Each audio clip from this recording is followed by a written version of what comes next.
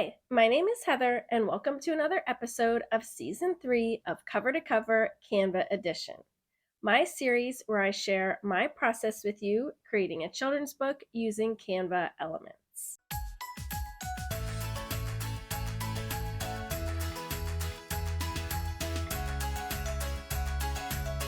I'll include my copyright reminder here.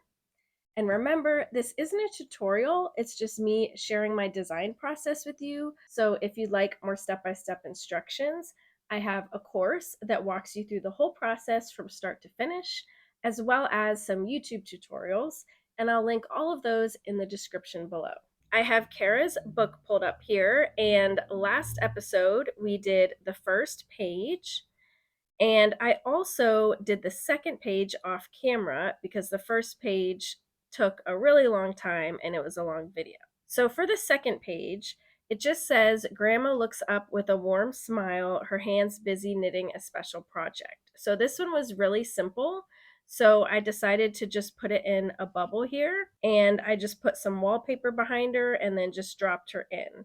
And Kara had already picked out a pose of the grandma knitting, so we already had that ready. For this episode, I want to pick a different font, and then we will move on to designing the next page. Kara does have another font picked for her other two books of the series, but I thought it would be fun for us to pick a font together, and then if she wants to change it to her original font, then she can.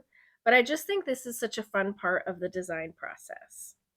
So I'm just going to click on the text, and then I'll go up here to the font. And I'm just going to scroll down and try to find a font that is easy to read. And I really like the handwritten ones personally, but something fun for kids and definitely not cursive. And make sure you pick a font that has both uppercase and lowercase letters. We can also go up here to the different categories, and we do have a handwriting font up here, so we can look through these.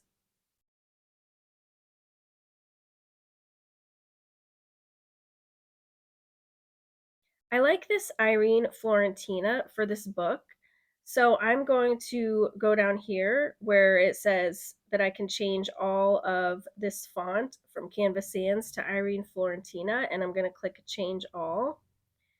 And so that just changed all of them so that I don't have to go through and change them all. I think that one's a really nice one because it's very clean and easy to read, but yet it still has that handwritten style to it. Down here where Grandma is, I'm just going to extend this a bit. And by the way, if we want this to look centered, we can pull this out so that it goes right up to the bleed line, since the page is going to get trimmed on the right side here. And then the left side, we're going to pull it all the way to the edge because the left side is not going to get trimmed. Because this is page 7, which is an odd numbered page, so it's going to be to the right of the spine. So the left side is not going to get trimmed. That's going to be the seam of the book, but the right side will get trimmed. So if we're centering it, we want it to end at the right bleed line. And then for this one, I'm going to keep it left aligned because it's kind of a longer paragraph. So let's go ahead and move on to the next page. So this one says, Logan can't wait to start the day. Can we hunt for animal tracks? They bundle up and explore the snowy land, and they spot huge paw prints. Just as Logan is about to ask what kind, he sees a polar bear far away on an iceberg watching a seal slide by. I think that this would be a really pretty looking spread that we can have the winter scene go across both pages, and we can break up the text so that the text also goes on 2 pages. So I'm going to take this text and I'm going to make a copy of it. And I'm going to take out the part where he sees the polar bear, so the last sentence. And then in the second part, I'm going to keep the last sentence. So then I can take this and I'll just move it to the next page. And then let's go ahead and make this smaller, although I'm still not completely sure where the text is going to be on the page. But for now, we can keep it here. So what I'm picturing for this spread is that on the left page, we'll have Grandpa and Logan exploring. And then on the right page, we can have the polar bear and the seal far away on an iceberg. And I think that'll make a really cool looking spread. So I always like to start with the background because that will give us a good basis for the rest of the scene. So let's start by picking a sky color. And we can use the same sky color that we used before, actually. So let's just scroll up to page 6.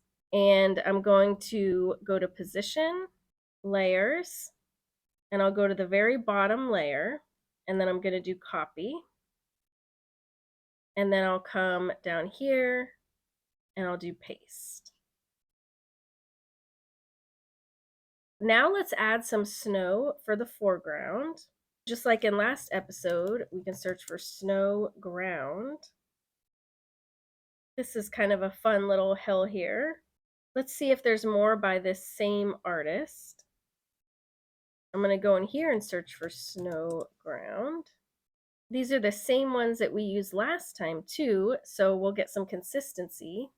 Let's search for Snow Hill and see if we find anything different. This hill I think would be really nice to span across both pages, as long as there's a way that we can make it kind of continue, because it is cut off on the edge here.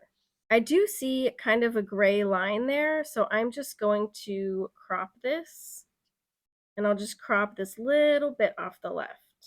So now that gray line is gone. I'm going to have this continue onto the next page. So as you can see, this portion right here is the part that I want to continue onto page 2.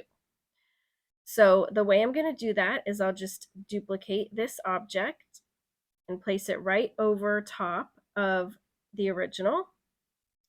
And then I'm going to crop, and I'm just going to crop all the visible part. So I'm only going to keep the part that I want on the next page. Then I'm going to click Done, and I'm going to do Cut, and then I'll come down to the next page and do Paste. And now I'm going to click and hold down Shift and just drag it to the left. So now I have the left page and it's continuing on to the right page. Now we just need to find another snowy hill here that we can add on the right. We could maybe do this big hill here. That's kind of fun. So this will be the foreground, and then for the background, there's going to be an iceberg. So we need to have a bunch of water here and then have an iceberg. Let's see if there's already something with water with an iceberg. So I'm just going to search for iceberg.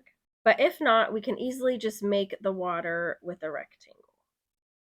So yeah, let's go ahead and create a rectangle. So I'm going to press the letter R on my keyboard to bring up a rectangle, and I'm going to make it the size of the page, and I'll move it to the back. And then I'm going to change the color, and I'm going to click add a new color, and then I'm going to go to gradient, and I want to make this a gradient of some blues. I'm going to use this eyedropper and grab that same blue, and then I'll just make it slightly different. And maybe I'll add even another color, and then I'll pick a different kind of gradient.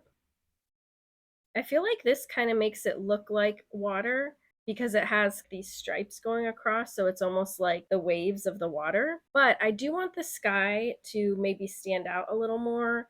So I'm going to click on the sky, and I think I'll make it a little bit darker. So I'm going to just make the blue a little bit darker.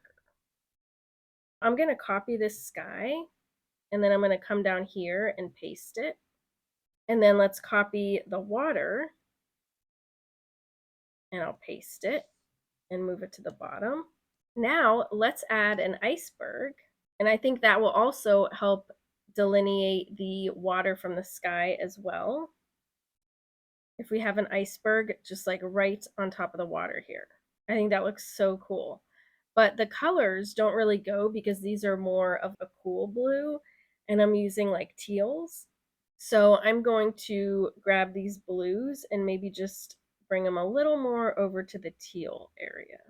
Let's see what else this same artist has. So I'm going to click on the 3 dots and view more by that artist. And then I'm going to search for iceberg. Here's another one.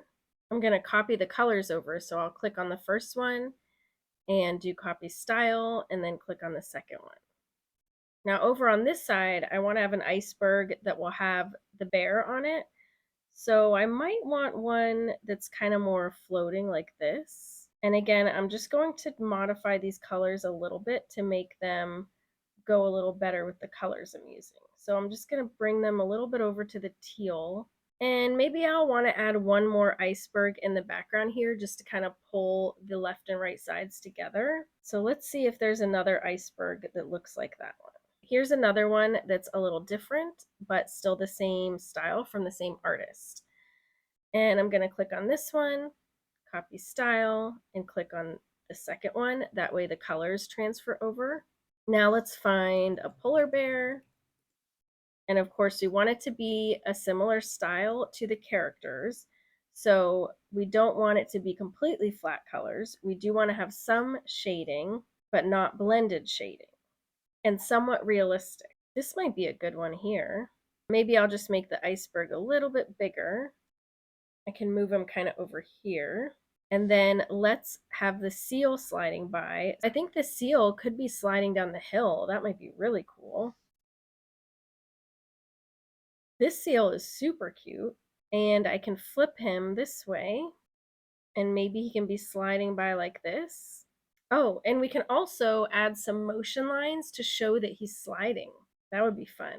So let's go to elements and I'll search for motion lines. These are perfect.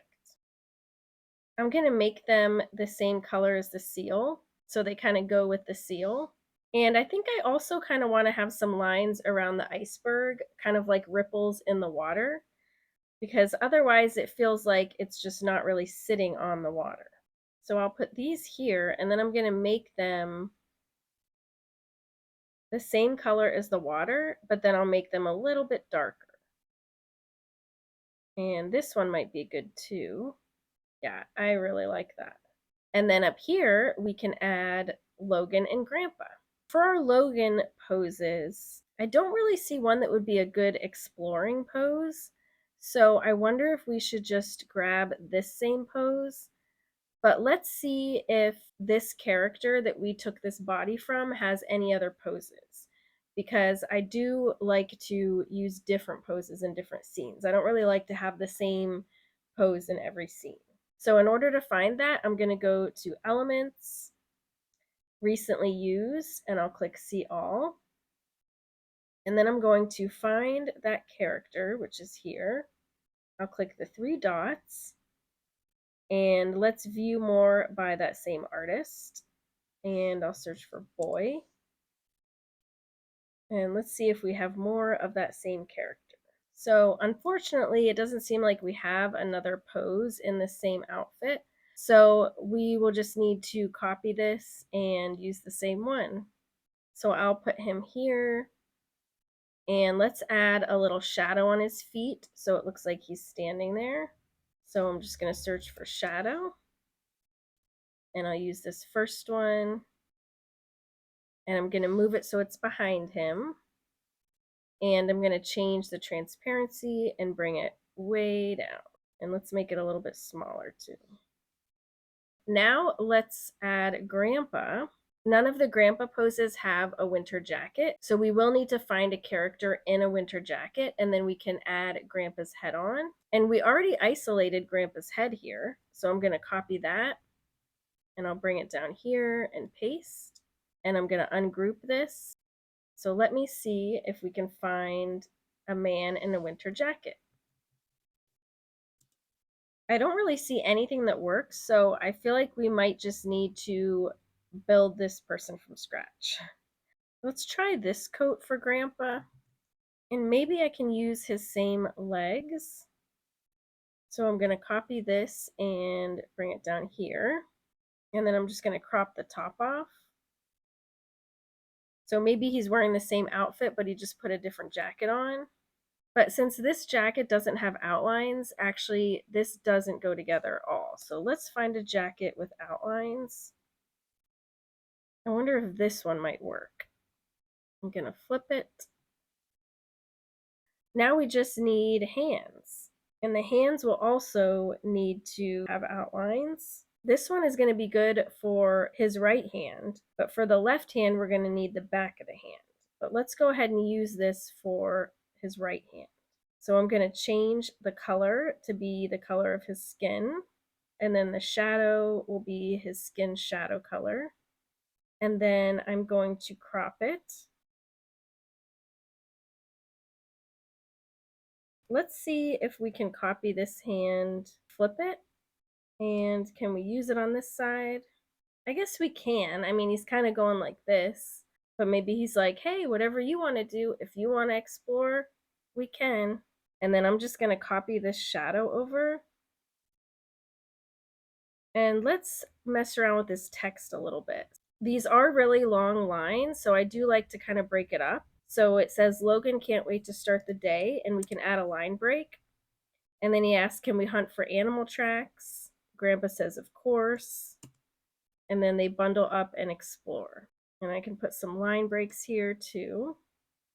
And I'm going to add a line break here so we don't have text overlapping the iceberg. And then on this page, I can break up these lines. This is a good, very simple scene, but I would like to add some more to it just to make it a little more interesting. What other details could we add to this winter scene? We could definitely add snow, of course. So let's find some snow. Maybe something different from what we used last time.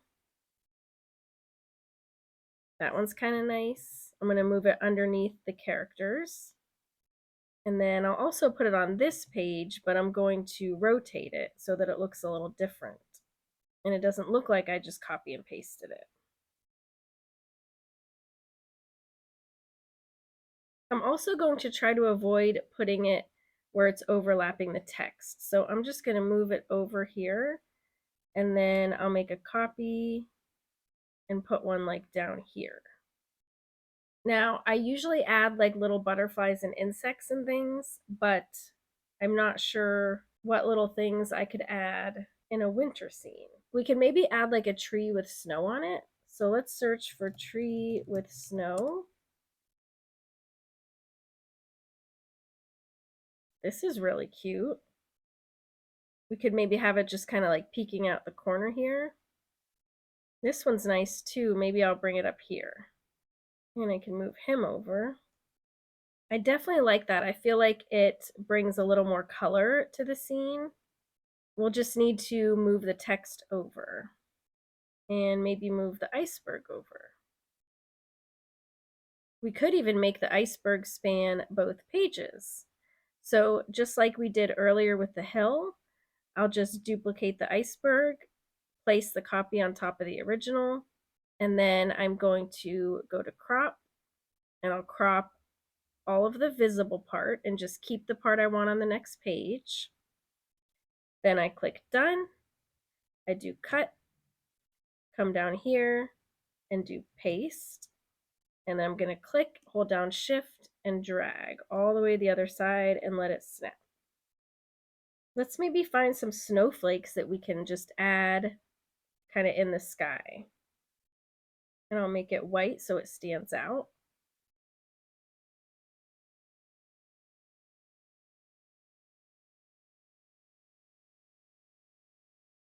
I think that's good. Let's go ahead and preview this spread. I'm going to preview it in Simplebooklet. It's a free platform that you can use to preview your book. So I'm going to go to Share, See All, Simplebooklet Flip. I can do just pages 1 through 10 since I'm just starting out here, and I'll do Save. Now let's click View in Simplebooklet Flip.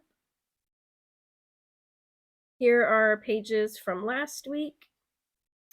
And I might actually switch this so that the grandma's looking left, so she's looking in towards the book instead of out of the book. And then here's the page from today.